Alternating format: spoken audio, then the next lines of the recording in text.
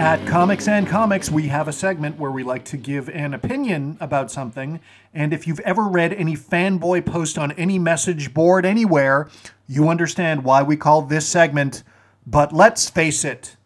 For a long time, fanboys spoke of Frank Miller in the same tone that Bruno Kirby spoke of Sinatra in This Is Spinal Tap. There's only one Frank, and he calls the shots for all those guys. Frank Miller has created some of the best comic books in the history of the medium. His The Dark Knight remains the best story ever for the character.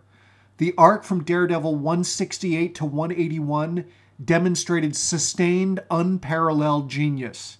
Sin City and 300 were highly regarded, award-winning comics, and all of his work with Jeff Darrow was amazing.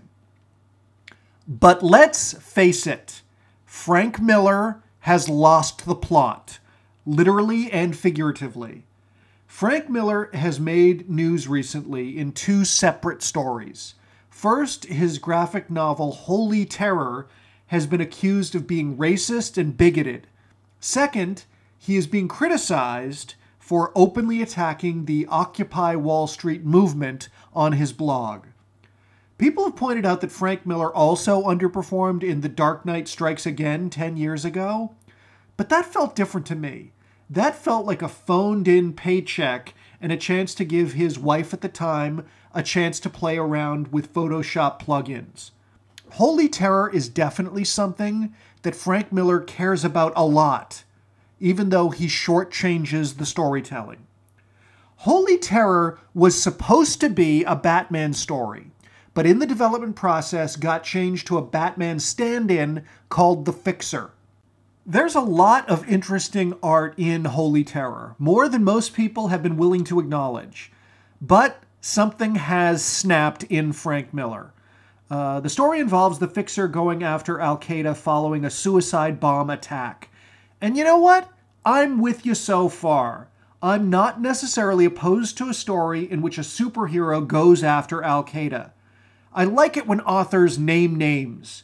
Yes, you can go after actual Muslim terrorist groups in comics.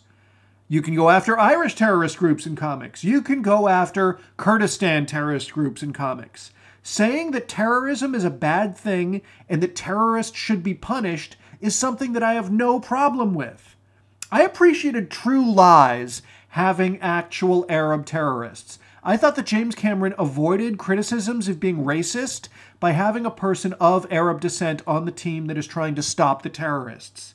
In Holy Terror, Frank Miller seems to have no desire to distinguish between terrorist Arabs and non-terrorist Arabs. To the Fixer, all Arabs and all people of the Muslim faith are interchangeable and deserving of the Fixer's wrath. Having bigoted characters can definitely be interesting. Reservoir Dogs has some great ones. But I generally like my superheroes to be more enlightened than me, not less. Especially when you're trying to make points about actual, real-world, not comic book universe issues. The Fixer is like some crazy uncle that you're afraid to be out in public with because he could say something horribly offensive at any given moment.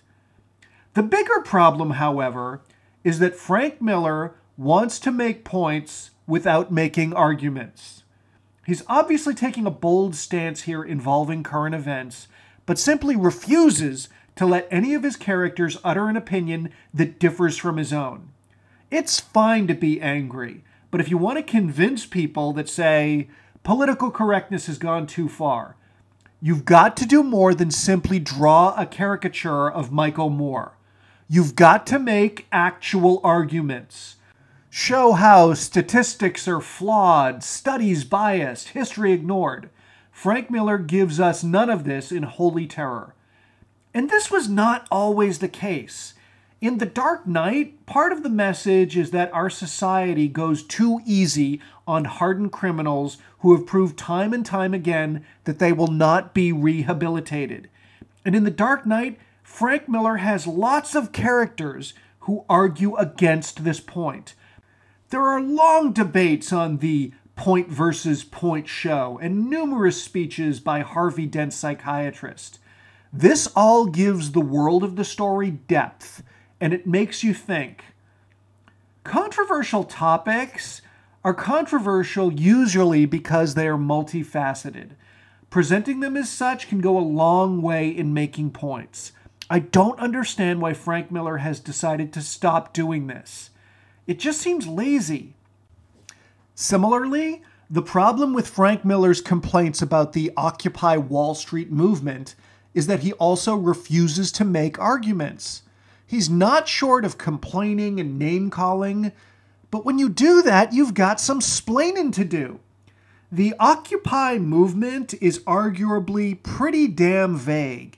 I get the general idea that we're in a place of unfair distribution of wealth that's gotten worse in recent times, but I'm not exactly sure what the proposed solution is.